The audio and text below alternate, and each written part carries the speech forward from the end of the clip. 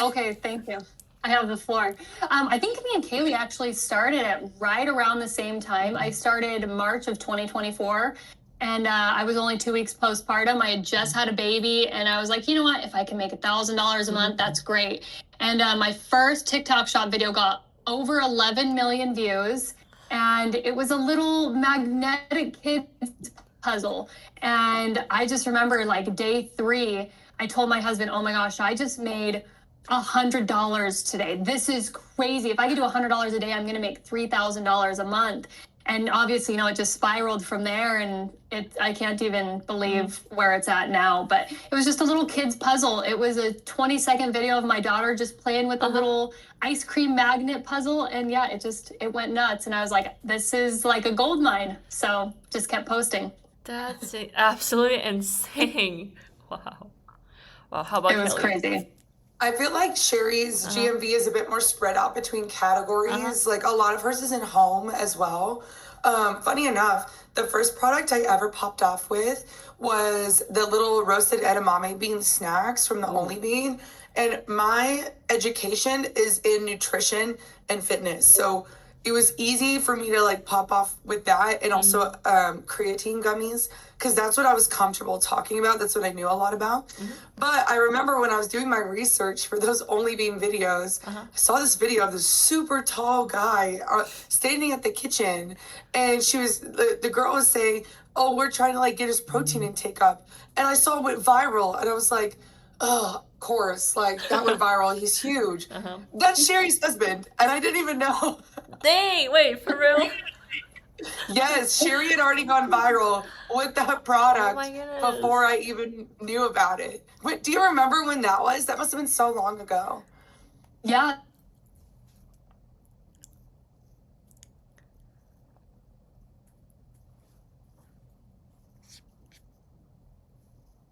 It just like popped off a little bit. No. I think we got 4 or 5 million views on that, and it's always the products that you don't really expect to go crazy, but it was something that was different, like edamame beans. It's something that is not It's pretty an random. animal product, but you still get that high protein, and so it opens up a new. It opens it up for more people, so you kind of reach a different demographic, and that also introduced me to the other side of TikTok Shop, which is the mean comments that you get. My husband's ginormous, and people are like, oh, all the estrogen in those edamame beans, like he's gonna turn into a woman. So, and then you start responding, and then you realize, hey, those mean comments are helping me, and they're helping this video. I guess I'm going to play off of it. And so we made more of those parody videos where he goes, I'm a soy boy now, and I love getting in my soy protein. But then it gets people to laugh, and they kind of know, like, oh, they're not really getting mad at this. I guess we'll play along too. So, Aw, yeah, like trolling around. That was a fun one. Yep. That was the first product I really popped off with. And I feel like this is a great example for everyone here, because the way I popped off with it was in no way similar to Sheri's video. So it's like, you don't have to be jealous of these viral videos, because you can go viral in your own way. And that's a lesson that was so hard for me to learn at the beginning. Is like, you see someone with a viral video, especially if it's on the product that you're trying to pop off with, and you think, I have to do that. But you really don't, because the reason why Sheri's video popped off was unique to her and her and her husband's situation, right? Like trying to get in enough protein for a guy that's 6'7", by the way. And for me, it was talking about recommending high protein snacks that can be better than protein bars, because I worked with a lot of clients, and actually I used to recommend edamame a lot. So that's why I like the product so much. So keep in mind, you have things that are unique about you that other people can't replicate, and you can use those in your videos to tell a unique story and go viral in your own way. Wow, amazing. I love your guys' story. And then it just felt like yesterday, right? Like these incredible moments, like making you get like millions GMV right now on TikTok Shop. Crazy. Okay, let's move on to the data strategy. So I'm from FastMoss, so we are a TikTok data platform. So we are definitely obsessed with numbers. So when you guys are using FastMoss data platforms, so what specific metrics like weekly growth or affiliates trends, like or GMV, so like tell you a product is a must promote on TikTok Shop? Kaley, I'll let you go first with that one. So something that I really like to do that's becoming more popular now is finding top stores and brands on the app and seeing their new products that come out. I feel like that is a really, like, I've been doing that since before the whole like QVC Shark Ninja thing even started popping off. Or brands that you've already sold a lot of. Like, for example, Sheri can probably bring up, she's one of the top sellers for Bucked Up. If they come out with a new product, if Ballerina Farms, if they come out with a new product, she's probably going to be already great at promoting that because it's something that she's sold before. So those are two kind of metrics I like to look at. I think another thing I like to look at is seeing what videos are popping off this week. Like, something that I like to tell people to do, look at these data apps, FastMoss, whether you're looking at the daily virals, whatever. When you look at the viral videos, I like to check them every week and check them like it's the news, because you'll see trends start to evolve, start to dissolve, like start to go away, and you'll figure out what's working right now in this very moment. Trends that could apply to a number of different products. Great. Love the insight. Yeah. How about Sheri? What's your take? Yeah. I like to look at the growth overall over the last, like, say it's a product that it's been promoted a lot, but it was really good for about a month and then it fell off. Do you know how many times those products can get picked back up later on? Like, maybe they changed one ingredient, or they changed the packaging, or now you get a freebie with it. And then all you have to do is just kind of talk about that product again and say, hey, I know that you guys saw this a year ago, but did you now know that it also comes with a serum booster and it's still the exact same price? Or, hey, you get a free brush, like the Tarte stuff. You get the free paw brush to actually apply the product, and get it to go viral again. So once they start seeing those trends uptick, and just like Kaley was saying, they have a new product that came out, you can make something go viral again. It doesn't, like, do you know how many times people say, oh, it's a dead product? You already have it. You already have it in your sample closet. Go pull it out, see that it's on sale or they changed something, and then hone in on that one specific thing. Oh, I love that. Like, even though people might feel like it's like, oh, like older stuff, older trends, but you probably can be the one like having the trends like happen again. I love that insight. For sure. That's great. So, moving on. In a niche as fast-paced, like personal care, how do you guys keep a single product viral for a month instead of just a few days? I think it's kind of like circle back what you mentioned, the trends thing. So for me, you're good, Kaley. Go for it. So I think that brings up a good point, because it's like, how do you keep a single product viral for months? Well, number one, it might not always be the goal. I feel like brands should really pay attention to when they make new products, they can keep catching these waves of virality. But if you are going back to the same product, finding new angles to sell it. Also, I mean, always try to recreate your own virality rather than someone else's. Like, if you've gone viral with it before, recreate your own virality. Obviously, comment replies. But something I like to do is when I'm checking like the daily or like the weekly top videos, what visuals popped off? Like, what visuals did they use? Beauty and personal care, we've seen some crazy visuals. Supplements, there are some crazy visuals, just like the structure of the video. And it's like, oh, that really resonated with people. And that worked this week. So you can always look at the structures that are going viral and use that to formulate your own like new video for that product. Wow, it still requires a lot of creativity. So I think that's one of the hardest thing for creator. You guys really need to create new thing consistently. Wow. And I think that's kind of where you're getting into this like intermediate advanced creator. Like, we're thinking really deeply about how we're formatting our video in order for it to go viral, because you could talk about why you love a product all day long, and sometimes it's not enough, which is unfortunate, but we're on an entertainment platform. So like just kind of learning what TikTok will get people's eyeballs and get them to pay attention. Got it. Great. How's Sheri? What's your thought on these questions?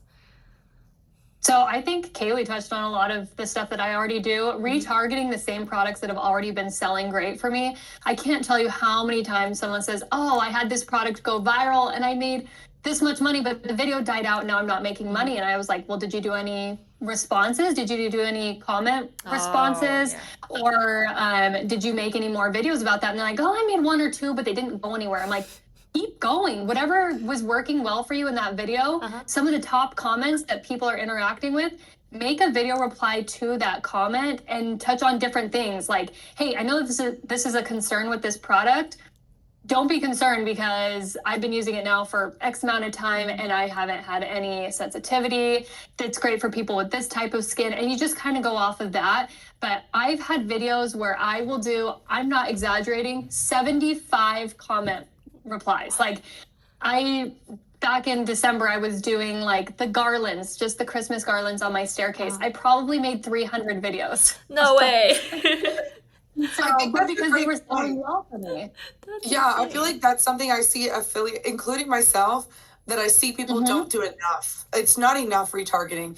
Oftentimes it's what Sheri's saying, 1, 2 videos, 5 videos. And it's like, it's just not enough to test. And you already have the traffic. TikTok already saw Sheri's page and they're like, she's selling these garlands, like she's selling the crap out of them. So you have to keep posting for that. Well, I would say, don't underestimate the power of posting almost the exact same video. I think people underestimate that power. They think, oh, people have already seen that, or I already tried it 2 times and it didn't work. It's like, there was something special about the way you formatted that video. Try it again. And we see a lot of people that are making the most money posting almost the exact same video. Oh, like, yeah, that's daily true. until that product dries out for them. Wow. That's 100%. Yeah, I mean, Sheri's one of them, but also in beauty and personal care, that girl, Holistic Glow Up, like she's been posting almost the exact same video every single day. She's not even having to post that much. And she's having one of the top months on the platform. Susan Lockhart, she talks about how she posts her Onezo BBL jeans, and she's like, milk it until the cow runs dry. Oh and my I saw her in China and I was making fun of her. I'm like, I'm so tired of seeing your freaking BBL jeans video. But she keeps posting it because it keeps selling and she does the same format. So I would say retargeting is underutilized. I love I truly love the feedback. It's so fun to hear. Yeah, don't listen to me. I'm making fun of Susan because I see her videos all the time, but customers don't see her videos all the time. 100%. Or customers saw the video 2 times, didn't want to buy it, and then by the 5th time they're like, okay, you got me, I'm buying. That's so true. I think that kind of applied to the Instagram ads as well. You know, like if I saw the ad like the 5th time, I'm probably gonna buy it. You know. It's just like one. I can't even explain how many times I've seen the not Minisa, what is it called? Mayano noise canceling microphone from Lush. I'm like, how many times can you push this video at me? I'm done. I've seen it 20 times. I bought it. Okay? Oh my god, that's But so sometimes funny. that's consumer psychology. It's the repetition. Yes, that's true. Okay, let's moving on to the next question, or we were just gonna laugh like for a full hour. Okay, so we are building Ufind. So Ufind is a product selection platform, an app. So to help brands and creators like you guys. So what is the number one thing a brand can do in their initial outreach to get a top 1% creator like you guys to say yes? For me specifically, having a closer relationship with that brand. Offer more than just a free sample, especially for the top 1% creators. If a brand is really wanting to get in with a top creator, they are competing with every other brand on the platform. They're seeing these high numbers and they're like, what can I do? Offering a free sample is zero incentive to us. We can go request a free sample from anyone else. We want higher commissions. We want a closer relationship. We want to be on like the Discord with you guys, and you'll say, hey, we have new drops. This specifically has been a game changer for me. Getting the products in the hands of these top creators before they're even released. I know QVC does this. Bucked Up does this, Medicube does this. They have these top creators already in their arsenal, and they say, hey, we're releasing this brand new product in 2 weeks. Let's get your shipping information. And then they have a package, a PR box for us with a list of information about these products that we already know what to say. We have them pre-recorded, and then they have a release date. Hey, on this date at 9 a.m. Pacific time, it's going to be released on TikTok Shop. If you want to get in there and be the first one to post, that to me is a huge, huge deal. I have a few companies that do that, and I have had so many viral videos because I got ahead of the game. And it sucks because you know, a lot of the time I see these products hit and I was like, oh, I'd love to have that. But then I'm 2 weeks behind by the time it gets delivered, the sample's accepted or whatever. It's already behind. So having something other than a free sample and giving us a little bit of not the celebrity treatment, but we want a PR box. We want to get ahead of the game. Aw, that's 100%. Everyone loves a little special. That's for sure. Yeah. I agree with that. Like, money is speed. So if you just get the contact info of like the top creators that you want to promote your stuff, and then just send them your products. Like, I can't even explain how much easier my life is when I'm working with a skincare brand and I just already have all their products, because we can work on anything at any time. If they're running a new ad campaign for a certain set or product, I already have it and I can focus on that. Nello does the same thing. They have their own like address list. So when something new comes out, they just automatically send it to you. You don't have to worry about requesting. I just got a brand deal with a company. They sent me 2 of everything, which was really, really helpful because I'm going to be using it a lot if I'm going to be promoting it a lot. It's like for electrolyte stuff. And then I would say, I think Sheri's right. A free sample is just not enough of an incentive. If you're trying to recruit top 1%, have a one-to-one contact with them. Like, what I like is like they just message me one-to-one anywhere, WhatsApp, Discord. Hey, we're really going to be pushing ads on this. We'd love you to promote it. Here's like the top 5 videos that have really worked for this product. Here's like the top 1 that did the best GMV in the last 30 to 90 days. We think that this angle could really work, but we'd love to see what you can do with it. And we're going to pay you flat fee too. It's like, okay, cool. Now we have a plan. Great. Let's get to work. Like, that just takes all the questioning out so we can immediately get to posting. That's great. So I think in a nutshell, just be a little bit more extra care and really respect, top creator times, like having everything sorted out for you guys so you guys can see if it's worth it to work with, and then like say yes immediately instead of sending like same email, same DM, and then like have you guys questioning. So I think this is pretty useful. And we're excited to get to work. Like, you don't have to like tease us, it's like, just tell me the deets and let's get going. Great, got it. Okay, so this will be a Sheri question. So you have earned nearly 1.2 million in commissions for a creator just starting. Do you recommend prioritizing high commission rates or high volume products with lower rates? So I know this is very individual. I know a lot of people like to focus on those lower commission, but they sell more of them. And I've had success with both, but recently I've been trying to focus more on higher commission or a higher payout product. So for example, say if I have a video that gets 10 million views and I make $5,000 or $4,000 or $5,000 on that 10 million view video, and it paid me $1.50. I'm like, that's still great money. Yeah. But if I had been focusing on those higher commission products and instead of $1.50, I was getting $10 per sale, that $4,000 or $5,000 video is now a $50,000 viral video. So I know that Kayla, when she was doing the Dr. Malaxin stuff, that was obviously a 40% commission. And because that had such a high commission, she was incentivized to post more. And that's how you get those $500,000 in commission months. So for me personally, recently I've been trying to focus on higher commission just because I already know how to make a good video. And at that point, I want to spend my time focusing on products that give me the potential to make more money. Great. I got it. Yeah, I know you're asking Sheri, but I think she has a good point about that. Like, if you're just starting, promote anything. I mean, you're working on getting your sales under your belt, but then as you become more advanced, you have like $1 million in GMV, you already know how to make a good video. So why wouldn't you try higher commission or higher cost items as well?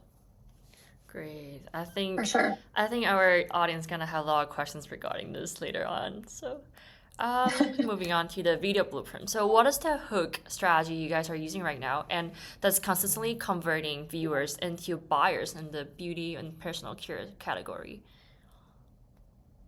Kaley, I'll let you go first with that one. My hooks lately have been so I've really, really thought about 2 things when I'm creating my hooks. The first one is anyone that's swiping the FYP would be interested in watching this video. That's how I try to think about it. They don't need to know me. They don't need to know my background. They don't need to know the product, and they would be interested in watching this video. And then the second one is really calling out and concentrating on the pain point and emotional pain. Not like for example, I use one of Sheri's big products lately, like the towel warmer. It's like, I'm not going to say, don't you hate not having a warm towel? Like, it's just not an emotional enough problem to solve. That doesn't mean it can't sell. It just means that you need to sell it in a different way. So that's really why, that's how I try to focus my hooks lately. It's like, what's the pain that this problem is solving, and putting it right in the hook. Oh, amazing. Yeah, I think solving customer pain points is definitely one of the most useful strategy you can think of. Sometimes, like, we talk about all these other like video structures and viral formats, and you can focus so much on that you forget about that part of buyer psychology. And remember, people buy to get away from their pain. So I have to remind myself of that. So that's what I'm saying in my own head, like when I'm creating videos. So creator is not an easy job. You need to like keep thinking about, creativity and like pain points. There's a ton of There's a lot of things to balance. Oh my goodness. Wow. Okay, Sheri, do you have any? Yeah, so for me, I know a lot of people, they're very long-winded. They will take 30 seconds before you even get to the product. For me, you're selling the product, you're not selling yourself. Like for me, if I'm doing a Medicube peel off mask, I'm going to take something from the 2 minutes of my filming footage, and I'm going to pull 3 seconds of that footage of me peeling it off and just like the gasping, like, oh. And then that 3 second hook, it wasn't even originally my hook. It was just an exciting part of the video that I've already filmed, cutting that and putting it at the beginning of the video and then starting it. But then people are like, oh my gosh, what is this? You're peeling it off and you say, my face feels like it just got a drink of water or something like that. But show the product right off the bat. And if you have a hard time coming up with hooks, you're not very creative like that, because a lot of the times when you're first starting, it's so hard to come up with those hooks. Take part of your video where you're stirring your electrolytes or you're curling your hair and you take off the curling iron and it's a perfect curl. Something that is an exciting part of that video, put it at the beginning of the video in the first 3 seconds, and then you can get into it. But now you have the viewers excited about the rest of the video. Oh yeah, that's 100%. I agree on that so much, because if like after 15 seconds you're still not getting to the point, I'm probably just gonna scroll away. So having the most exciting part within the first 3 or 5 seconds, I think really catch our eyeballs. The first 3 seconds, you don't have to sell it right away. It's selling itself just by showing. Someone had said a visual hook. Visual hook, I feel like, is so important. When you're just the gasp with peeling off the face mask or dripping it down and it gets in your eyebrows and people are like, oh my gosh, I am so overstimulated because the cream is in your eyebrows. Like something simple like that, just to get the people watching so they feel like they need to comment. That's great. So I saw a couple new people here. So we have another 3-4 questions for the moderator, and then from me. And for the audience right here, you guys can start thinking for a good question for Sheri and Kaley, and you can drop into the group chat or request to speak, and then we'll go over the questions one by one, or you guys can ask the question directly to these two great speakers.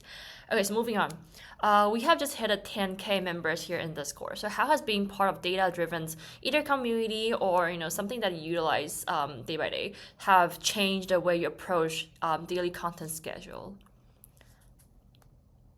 So for me personally, I don't have like a set schedule, but because I've been in some of these groups before that I kind of get ahead of the game where people say, this is what's picking up. I seriously will screenshot on my phone and then I favorite it and then go back into my favorites and say, okay, these 4 products need a video today. And I will set aside some time and I will film those 4 products. And I've been trying to request less samples and focus on what's actively selling, go into my sample closet, take it out. But I have 3 little kids, so I don't have a super set schedule. But yeah, for me, I look at what's selling for other people and I go to the announcements or like trending products, viral videos, and then kind of make it my own. Watch those, take some notes, and then create my own video that day for whatever's working. Got it. Like really flexible around. Yeah, I think sometimes having a more flexibility can really boost your originality. Instead of like forcing yourself to do, I need to do this at this time. For sure. Yeah. For sure. Hello, Kaley. What's your thoughts on this? So the question is how are you creating your content schedule? Just kind of like how being combination of the data and then how that kind of enhance your daily content schedule, etc. Like any like data or any technological tools that help you enhance your daily content schedule in general. Yeah, that's a good question. I feel like a lot of my schedule now has been determined by brand deals, and this is why you don't want to you want to still make like organic content that's outside of brand deals, in my opinion, because it allows you to kind of play to what's popping off right now and play into that, even if you don't have a brand deal for it. So it's like partially brand deals, partially what did I see pop off this week that I think I could. Sometimes I'll promote it with the same product, or sometimes I'll take the structure that went viral and apply it towards one of the products I'm working on. And then I also like to, like, if I see products that I genuinely like want to try out, and like for me it's a lot of like fashion items, I'm still gonna get it and promote it. Like it might not be like my bread and butter, but you never know, and it's something that I like and I enjoy, and I was able to get a free sample through TikTok Shop, which I still love getting free samples. Like it's such a cool part of this job. So I'll post those as well. Sometimes I also will just bulk film things that I have around me, because that's what I have around me. Like when I was traveling, it's like, what do I have here in front of me that I can post on? So I'll post some videos on that. Not that that's the best strategy, but that's just like the way that I'm taking it. Obviously, I think if you just check these data research platforms once or twice a week, you will be caught up. Like you can sit Sheri and I down anytime. We know what products are popping off in what categories. We know who's had a viral video this week. Like that's the knowledge that you want to have. Like you want to be in this. So that's why I say check it like the news, and then apply what works towards your own content strategy. Great. I think it's still really valuable for a lot of new creators here, because you still need to have like some sort of like your own style of making videos, and I think you guys have like really valuable insights, so they can just take into considerations as well. Okay, so moving on to the event. So we are all heading to the WiveCon in April. So without giving too much away right now, so what is one major trend in TikTok Shop you think every creator should be preparing before we meet in person during the expo? Whatever's coming up in 2 months from now, literally just go on Google and say, what kind of products sell best? Say it's in April, let's do like June. What kind of products sell best in June? And start requesting and promoting those products 2 months prior to that month. I do that all the time. Like I was promoting Valentine's Day stuff in November and December, and people are like, oh my gosh, this is so crazy. Why are we promoting Valentine's Day stuff? And guess what? I didn't get a ton of sales back in December, but those videos are now starting to pick up. So even now I'm promoting swimsuits. I'm promoting skincare, like SPF, even though it's freezing outside for most people. I say, start taking care of your skin now. Like people think that because it's cold outside, you don't need SPF. And, just go into that kind of stuff. But whatever is a bestseller, again, just Google it. What's going to sell best in June? Start requesting those products now, and then start promoting them so that when the time gets there, you already have those videos that are in your arsenal. Oh, that's amazing. So you don't need to like crowd it all together at one period of time. Yeah. That's great. Get ahead of the game. Nice. What's your take, Kaley? Yeah, I think that's a good point. Honestly, I think something that surprised me this year that I've noticed so much is summer stuff selling way earlier than I thought it would be. Like for example, I'm going to Cancun in like 10 days. I'm like, oh shit, I want to bring some swimsuits to promote. I want to bring some SPF and other summer stuff. So there's people that are shopping for summer stuff even now in January. So I would say that's a way that you can get ahead of the game. For me, I think what will pop off in 2026 that we'll see more of is really high quality content. Like the way that I describe it is, think of the content that you see on, well, hopefully some people in here understand what I'm saying when I say this. Please let me know in the chat if you do. Think of the content that you see on YouTube Shorts. Like I watch YouTube Shorts a lot. I categorize it as like edutainment, like educating entertainment. That is where this platform is going. like yes, organic content, like relatable, like hang out with me content will always have a place, but edutainment will also have more of a place in TikTok Shop specifically because they're ads. So I think that's a trend that will start to take off. I also think a trend that will continue to take off are filming in public. So like it seems super, super, super organic. And solo skits. We've seen a lot of solo skits take off in the past 3 months. I think it's a great format that a lot of people could do if they just practiced it a little and try different things out. I think it actually gives you an even better opportunity to discuss the pain points of the product. And it makes it more entertaining to watch. So those are 3 things that I think will continue to pop off in 2026 that we should all keep our eyes out for. Wow, Kaley. Yeah, voiceovers. Voiceovers, when you get a lot Don't tell me of voiceovers B-roll because I can't do any voiceovers right now. they sell so well. And when you talk about YouTube Shorts, a lot of it is voiceovers where, Right. you know, it's not even best footage. And you know what? This is kind of like one of my biggest hacks. You know how people say, don't reuse footage. You can't reuse a whole video, but I will have 12 minutes of footage of me using a mop vac. And I will go through on CapCut, and I will take different parts of those 12 minutes of footage and I will create a whole new video. I will make 20 new videos out of that 12 minutes of footage and just do a different voiceover. So I will go back into CapCut, the same one I just posted to TikTok and then added a voiceover, change up the timing, switch up, hey, you know, me vacuuming, I'm gonna put that in the middle rather than at the beginning. And I can create 20 videos with the same 12 minutes of footage. So spend 12 minutes getting all that B-roll. And if you're good at voiceovers, you can make so many videos. Like the anything shark, ninja, skincare. I think I made 8 videos using like the peel off Medicube face mask, and I just did different voiceovers. Dang. I think you actually share some really secret sauce. You guys really make the promise, like trolling you all too. You're like so genuine. I love that. Sheri's the queen of that. I mean, but it makes sense. Like, especially products that take a lot of setup to use. Film that 12 minutes of footage. Get that and save that in a folder because you can reuse it a bunch of different ways. Obviously, you need to make a new video. So, like, don't get it wrong. Like she's saying, don't make the same video. But you can reuse clips, or especially if it's like the same part of the 12 minutes, but a different section. Amazing. Yeah, no, they're all different videos. If you saw them, you'd be like, oh, they look similar, but it's not word for word the same thing.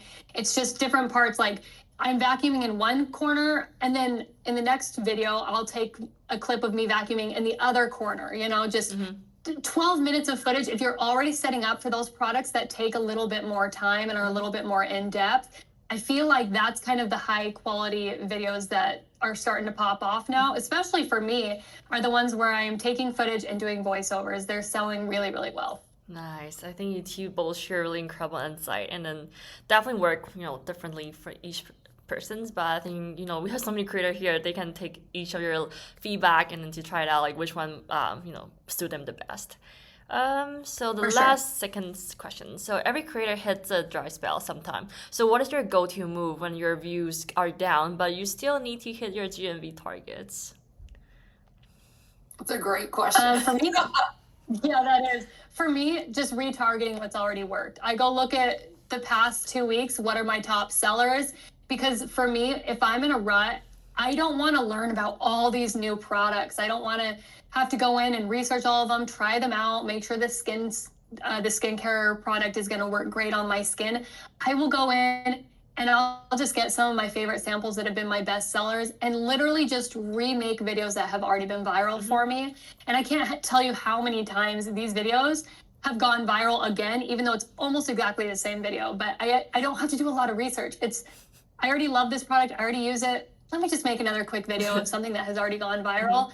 And then all it takes is one video to pick up, and then it sparks you back up again. You're like, I'm motivated. I'm ready to go. Oh my God, you're the commission queen for sure. Oh my God. I think that I tend to go back to like formats that have done the best for me. So like, I know if I do skits, I'll definitely get views. So it's like, at least I'm getting the views boosted up. Then we can kind of look at conversions and commissions. I'll also look at like, again, like what Sheri's saying is very important. what are products that you already know? Like you're going to be better at you're going to be better at promoting a product that you already know super well rather than when you're just starting out with. So I do go back to products that I've sold well and I know that I can sell again. And then the other style that's worked well for me, like, is that super like educating entertainment. Like it's just something that's worked really well for me. Sometimes I avoid it because it's a lot of work, but it's what's worked the best for me in the past. So I just know that I have to put my whole ass, don't half-ass, whole ass everything you do, guys. But seriously, like I'll realize that I am in a dry spell when I have been half-assing videos. And that's how I got a 3-month extremely dry spell that I wasn't getting anything because I was like, oh, I'll just get something up. At least I got something up. If that's how you're approaching every video, well, it's kind of crappy, but at least I got something up. Yeah. Okay, I get it. If you have a day, if you have a week that you do that, got it. But overall, we want to be getting 1% better every day. So you need to have the ability to reflect on your own content and think of, what can I do better? I never look at my videos that got 300 views and I'm like, oh, that was a perfect video. Why does the algorithm hate me? I'm like, well, how can I reflect on this, compare it to what is working, and what can I improve in it? So self-reflecting on your own videos is also really helpful. Oh my God, you're For so sure. If you're posting and it's not working, I can't even tell you how many times. Even my husband does TikTok shop now, and he's like, I thought that was a fantastic video. Why is this not working for me? And I was like, honey, it was 3 minutes and 20 seconds long. Like it might be exciting to you, but you don't have a hook, and we kind of break it down. Don't be afraid to try new things. Like Kaley was saying, I don't do a lot of the self skits where like we did a lot with the goalie ones. That who was that? What was her name? Chelsea, who went viral with the goalie, and she was doing what brings you in today, and she was doing a self skit. Those have always been super intimidating to me, so I haven't tried them. But who knows? I could try that, and I could take off, and I could be really good at it. So don't be afraid to try new things, whether it's skits, whether it is voiceovers. So I think anything today, if something is intimidating to you, just do it. You're not going to get over your fear until you actually try it, and then you could really love it, or you could be really good at it.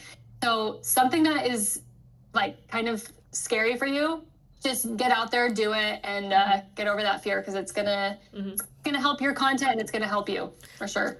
I feel like that's a great point. Like I think something that I'm realizing more and more as I like mature in this journey is, yes, I'm excited to make money, but I'm also excited to become a better content creator, because I know the power of content. I know what content has done for me and can change people's lives. So I'm not just like, I think my goal used to be, I'm trying to make the laziest video possible while also making the most amount of money. Because obviously, we want to put in, we want to get the most bang for our buck. But if you change your mindset to, I want to make the best video. I want to be a great content creator. I want people to see my video and not help but watch it. Like if you get passionate about the skill of content creation, everything else comes easier, because you're not fighting the skill. Like if you went to the gym every day and you're like, I'm just trying to lift the least amount of weight and get the most muscle possible, you're fighting the wrong battle. Like you have to be passionate about the process. Oh my goodness, sure. I love that. I can already tell, like, the comments in your feedback really stir up people's passions, and then people are laughing your full ass, like half ass, term. I love that. Full ass everything you do. Not just one booty cheek, but two. But I'm serious. Like I know it's funny, but like it's also like a life lesson that I've learned, because sometimes we can get lazy about it, and I do get that. I'm never going to sit here and say like hustle all the time. Like you think that'd be fair if we told Sheri or any one of these creators hustle all the time? Well, if Sheri hustles all the time for TikTok shop, guess what? Other things are going to drop. Maybe her relationship with her husband, or her relationship with her kids. So it's a balance. But when you do it, make that effort. And I think a lot of top creators are looking at, how can I make better content so I don't have to make as much content and still make as much money? Like that's a goal for me this year. I know other creators have said that as well. Or how can I make more of a system? How can I hire help so I can put out more high quality content? We're thinking about it like a business, because you can have that hustle grind mindset, but you'll burn out. And guess what? Then you won't make any content at all. That's absolutely amazing. I really love your tea feedback with these questions. Definitely one of the highlights. Okay, let's move on to the very last questions. I feel like our audience are very eager to ask questions already. So, the last questions will start from Kaley. So, Kaley, as a top 1% affiliate, so how do you manage balance between creating content and managing the business side of your shop? And then, Sheri, definitely feel free to add on more points for these questions. Yeah, it's a great question. I actually find something funny in my content creation journey. So I don't have any kids and I don't have any other jobs. So my schedule's completely open. Sometimes that's bad. Sometimes that's the worst thing. I actually find that creators with kids or with other jobs tend to be more efficient because they know the limited time that they have. So I would actually recommend that you make either a schedule. I'm horrible with schedules, so that advice doesn't work for me. Or have other obligations outside of doing this. Like, this has been my full-time job and I'm super grateful for it, but because I literally have zero other obligations, I can actually become less efficient. So I'm actually going to start like volunteering and doing other, like, just, I don't know, doing other things outside of this to make my life a little bit more structured and create some time limits. I'm very ADHD. If you're successful on TikTok Shop, you're probably super ADHD like me. So we succeed with time boundaries and time limits and deadline. Well, not succeed, but it's necessary for our brains to like encapsulate it. So when it comes to like balancing the business versus the creation time, it's difficult. Like, I'm still kind of tinkering with it. Like, what is the best balance? I think I can get really caught up in content creation and do content creation all day. Like, it just never stops. So I think something that's helped me is like, I'm going to spend an hour doing admin work, or like what I said earlier about doing the research tools. I can't be on the research tools all day, every day. You can't be on Discord attending classes all day, every day. You need to have a time limit on it and then go back to your content creation. What works really well for me is having 3-hour time blocks for content creation, having 2 hours every day for editing and posting, and then doing at least 1 hour a day of admin. And then between those 6 hours, I'll probably also fill other stuff in with more content creation or more editing or whatever is needed for that day. That's how it's worked for me. Some people hear that schedule and they're like, I hate that. I could never do that. I like to film, edit, post, film, edit, post. Do that. Do what works for you. It's going to take testing. But overall, try to have some sort of time boundary, whether that's like, again, if you have kids, I got this much time until I pick up my kids from school.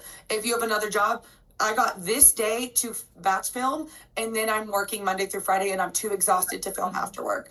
Find what schedule works for you because it's going to be different for everyone. Great. Wow. So, Sheri, in the mother standpoint, what's your any advice for some mom creator here as well? Yeah, so for me, because I do have 3 kids, 2 of them are so young that they're not in school. I have a 1-year-old and a 3-year-old, so they're still home with me full time. I don't have a babysitter. I don't have a nanny. I don't have any of that. I don't have an assistant. Luckily, my sisters did not have a nanny, Sheri. What the heck? I know, they all moved away. One of them had a baby and the other one's in college. So I know, and all the rest of them have kids. So yeah, I have little kids at home. So it is harder for me. But I have also been not learning more, but I've been trying to utilize products that I actually use throughout the day. Maybe I'm going to the gym and I'm wearing a pair of shoes that are on TikTok Shop, or a workout outfit, or I'm taking a pre-workout, or, just something simple like that. And I'm already using it. Set up my phone. These are more of the like super authentic videos. Just set up your phone and like, hey, I'm heading to the gym right now, but I had to show you this because I've been using it now for 3 months. Look at what it's done to my skin, or look at how cute this set is. So utilizing the products that you already use throughout the day. If you're having a hard time with creating a schedule, just try to make a conscious effort of products that you're using throughout the day, setting your phone down, making a quick video. It doesn't have to be anything fancy. Most of you guys probably know that sometimes the most viral videos are the simplest, most authentic videos. Just setting down your phone, showing the product and being like, I've been using this now for a year, and I figured I'd just make a quick video and show you guys because a lot of people ask me about it. Or I got stopped 3 times at the gym today because my skin looks so good and people keep talking about it. So I figured I'd make a quick video. So utilizing things that you're already using throughout the day, you're not having to set aside different times to actually film. Just film what you're already using.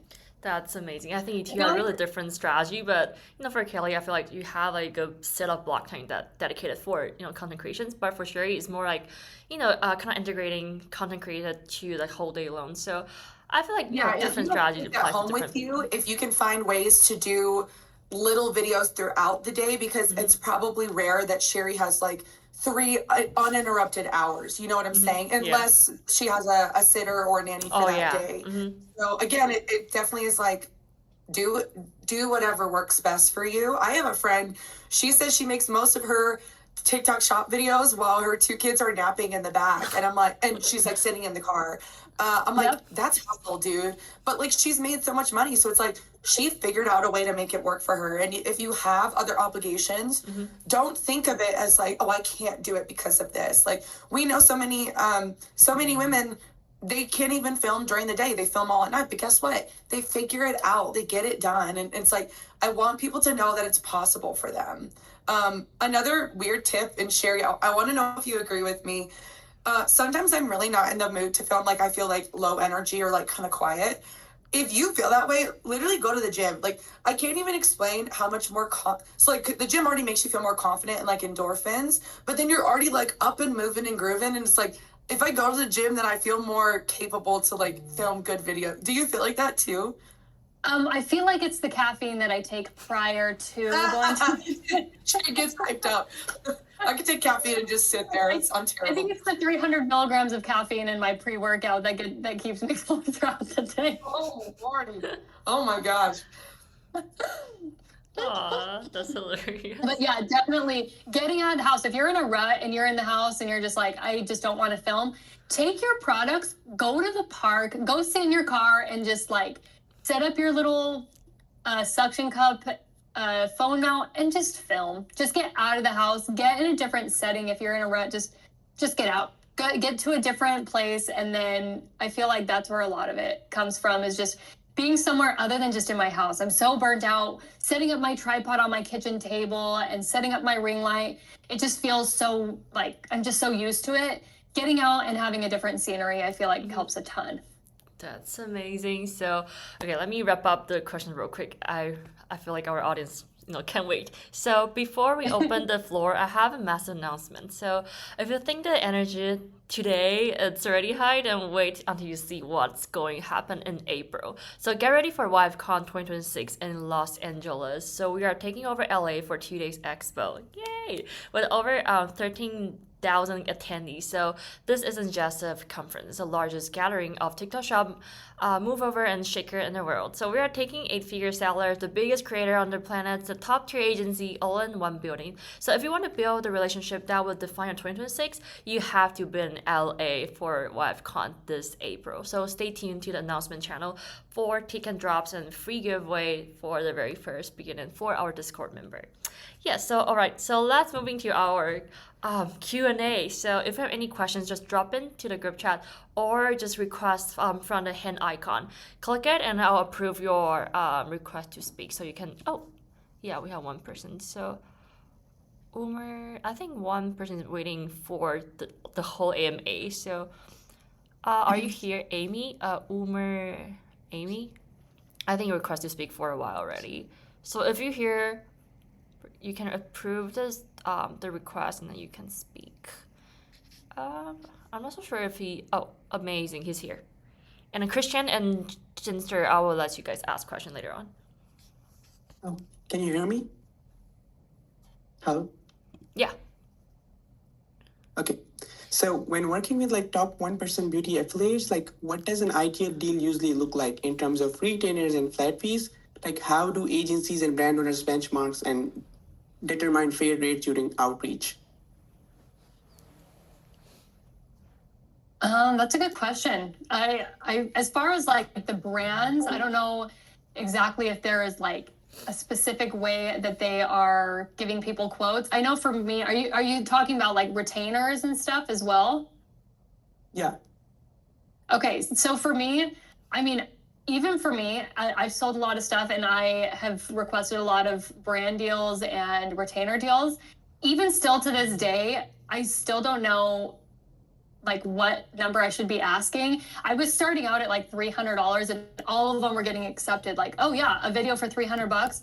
Cool. And then I told one of my other friends and she's like, you need to be asking 1,000. And then I started asking 1,000 and brands, they're saying, no, you're crazy. And then some are willing to pay for it. So I think the biggest thing is don't underestimate your capabilities. Like if you think that you are worth that price, and a company says no, that's fine. Go on to the next company. You can build a really good relationship with some of these brands if you're confident in your skills and you think that whatever you're asking that price, if you think you're worth it, then find a brand that also thinks you're worth it. Sounds good. I think you're gonna get like the creators really do set their rates. Sometimes you're able to approach agencies. Like I know Borg Rise and VIP streamers, they have the rates of all of their creators in the recent GMVs. So if you're kind of looking for who do we want to hire at what rates, you can get like a good, I don't know, explanation, lay of the land by just approaching those agencies. Otherwise, a lot of creators I find will do like higher price for like one video than like a package of videos, because researching and doing everything for the product takes a lot more effort for one than it would for 3 or 5 or 10. But ultimately the creators, these top 1% creators are in very high demand. So they can be a little bit picky, especially because they don't even need a retainer to pop off. They could just go viral with a lot of different things. So it's good to kind of like ask around, and don't be afraid to just talk to creators and be like, hey, what are your rates? And then they can tell you and be like, okay, if we find something that can meet your rates, we'll reach back out to you. Yeah, for sure. Sounds Yeah, and good. someone Thank you asked, so much. no problem. And it looks like someone asked, how do smaller creators starting out, what should we do to better our position or to better position ourselves and gain more attention from the brands?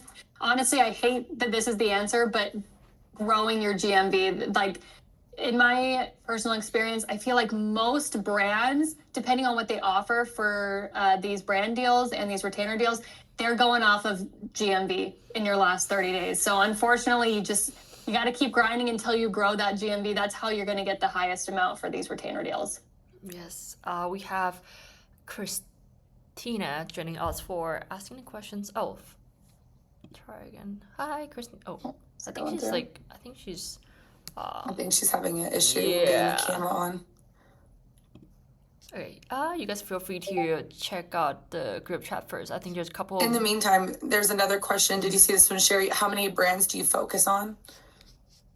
I try and not focus on too many. I know that Christian loves having multiple, but for me, if I have more than like 4 or 5 brands that I'm doing a retainer deal with, I feel like I stress myself out so much that it's not even worth it. So for me, I won't do the brand deals and the retainer deals that are like 20, 30 videos. For me, it's not worth it. Even if it's a higher amount, I like to focus between 3 to 5 videos. I feel like that's doable for me.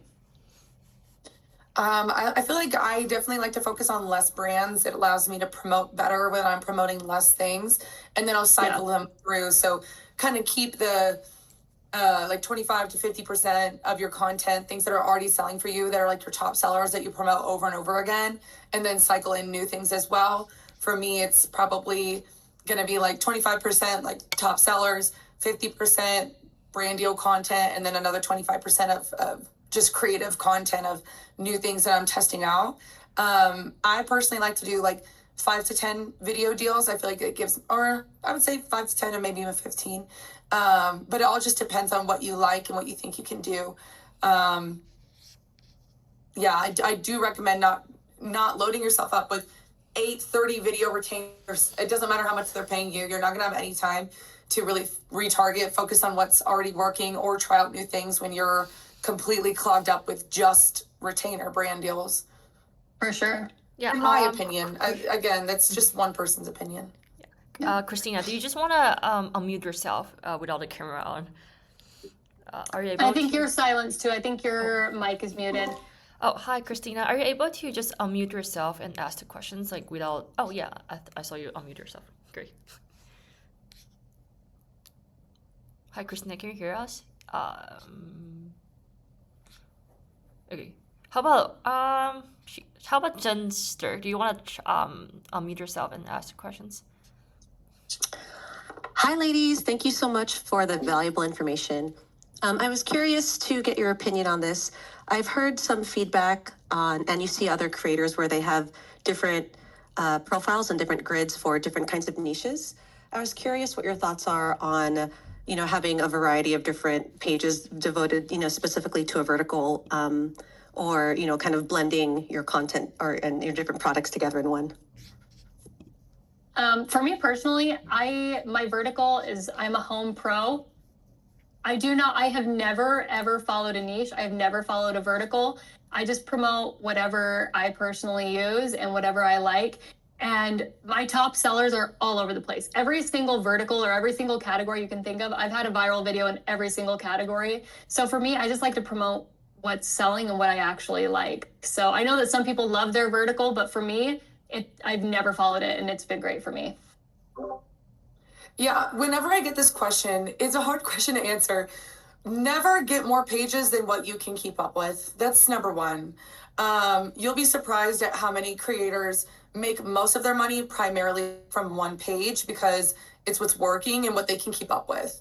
I see Amber's typing. I always refer to like Amber's accounts because she's like the one creator I know that has three I think they're pretty equal and successful accounts, so maybe she could put in her opinion on this. I run a main account and a backup account. That's kind of how Sheri's account has worked as well. She basically runs a main one and a backup one. But I don't really see a lot of top creators like dividing their pages up into niches other than Allie Breen, and she's literally like the top creator. So it's actually a lot more difficult than it seems. At the end of the day, you just want to make money. So don't get more pages than you can keep up with. And ultimately, what I do is whatever is selling well on that page, I will continue to sell those items and those types of items because I see that the algorithm kind of sends me the same types of buyers, especially if I've already sold something well on that page. Like for whatever reason on my second page, I sell drinks really well, like different types of drinks. So that's what I promote on that page. I'll try other things, but I don't try to divide it up by niche. And when I did try to divide it up by niche, my income went down. Yeah, that makes sense. Appreciate it. I might have to hop off, guys. My phone's at 1%, and I do not have a charge on me. It was at like 45. Oh, I think her phone actually died. Okay, Kaley, we will still need you to, hint tight. I just want to shout, so like, for example, Amber said in the chat here, she agrees verticalizing your accounts doesn't seem to have benefits for pushing content out and such. However, since starting to niche or verticalize my 3 accounts, I'm noticing more opportunity. I don't know if that helps. So far, though, I don't feel verticalizing your account helps with income or views. Yeah, I think that's a great point. I think it's very much a advanced game move. I'm already making great income. I'm already making great videos. If you have an account that you can say, I generated $500,000 in GMV in the food and beverage niche on this account, you can get bigger brand deals for the food and beverage niche on that account. So that's where the opportunity is. But that is a very much end game thing. So if you're early game, I'm not really making consistent or good income on my accounts, do not focus on that. Focus more on making sales overall. And please do not add more accounts if you can't handle one. You shouldn't be making multiple accounts if you haven't had one account converting regularly for you. Yeah, I think that's the biggest piece of advice is don't bite off more than you can chew. Ultimately, you can make just as much money from one account as you can from 2 or 3. And oftentimes, too many accounts will run you dry. Christina, do you want to unmute yourself? I saw that you dropped in a lot of questions. So, nice. Hi, Christina. Okay, I think she has some issues, but let me read another question that's from like earlier on. So it's Jack QI. So she asked, do you record on TikTok or do you upload your video? I'm having problem with TikTok messing up my video after editing on the app. Okay, I'll answer this one for Sheri because I know how she does it too. So Sheri likes to edit or to film in her camera and edit on CapCut. I like to film in TikTok. I've always been a TikTok film girly. It literally doesn't matter. It really does not matter. I know super successful people that have done it in TikTok. I know super successful people that have done it on the camera roll and edit in CapCut. It genuinely doesn't matter. It's whatever works best for you. I like to film and edit in TikTok Studio now. But if you have issues, like if TikTok's causing you issues, try TikTok Studio, or you can try filming on camera and editing in CapCut. Nice. So she also asked another pretty interesting question. So, what is your most viral product work for you, but it's not working for other people, and you are getting a lot of negative comments? Is the question in the chat? Yeah, it's from T41 p.m. So a little earlier, she asked questions. I want to read Do you it. see a lot like laughing like Lamau like emojis right behind that? Oh, okay. Wait, I can't find it. Could you just read it one more time? Oh for yeah, me? of course. So what if your most viral product worked for you, but it's not working for other people, and you're getting a lot of negative comments?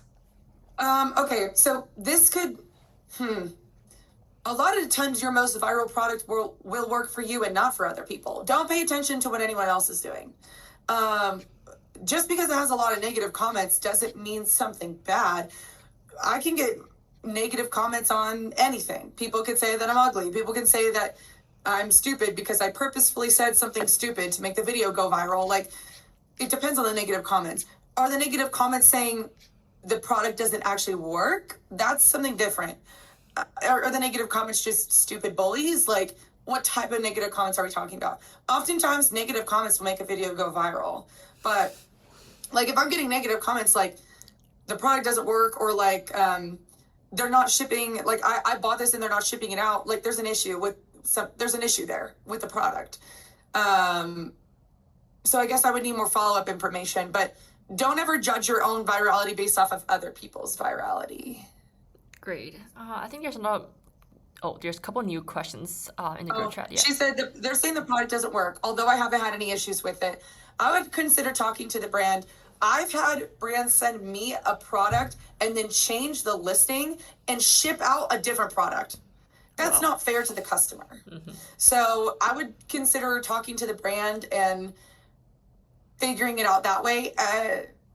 Ultimately, you don't want to false advertise. So it's a difficult thing. But I would talk to the brand and see what they think about it. Yeah, nice. Ooh, okay. I see this one. Do you run ads to your own videos to get more sales? I've never done that, and neither has Sheri.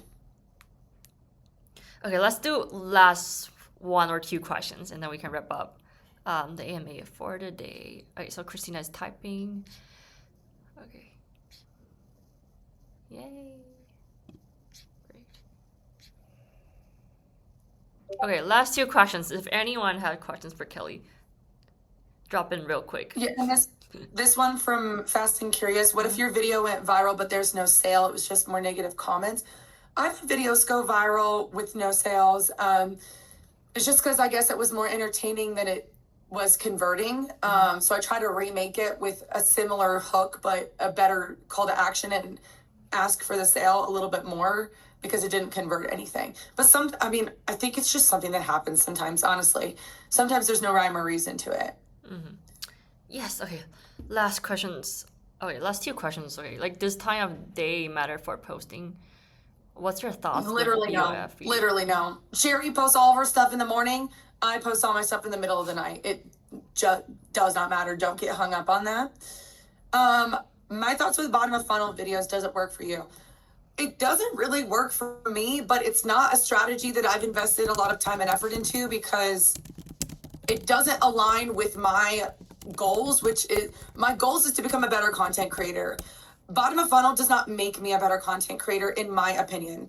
I never sit here and tell people to not do it, because for some people that are really trying to make sales and nothing has worked, sometimes they try bottom of funnel and it works. So I don't like to give too much of an opinion because that's just my one story. Sheri is the same way. She won't really focus on bottom of funnel. We'll sell something that's promoting the sale, but not in the style of bottom of funnel that you typically see on the app, where it doesn't have your face. Like it's like a quick video. It uses somebody else's audio.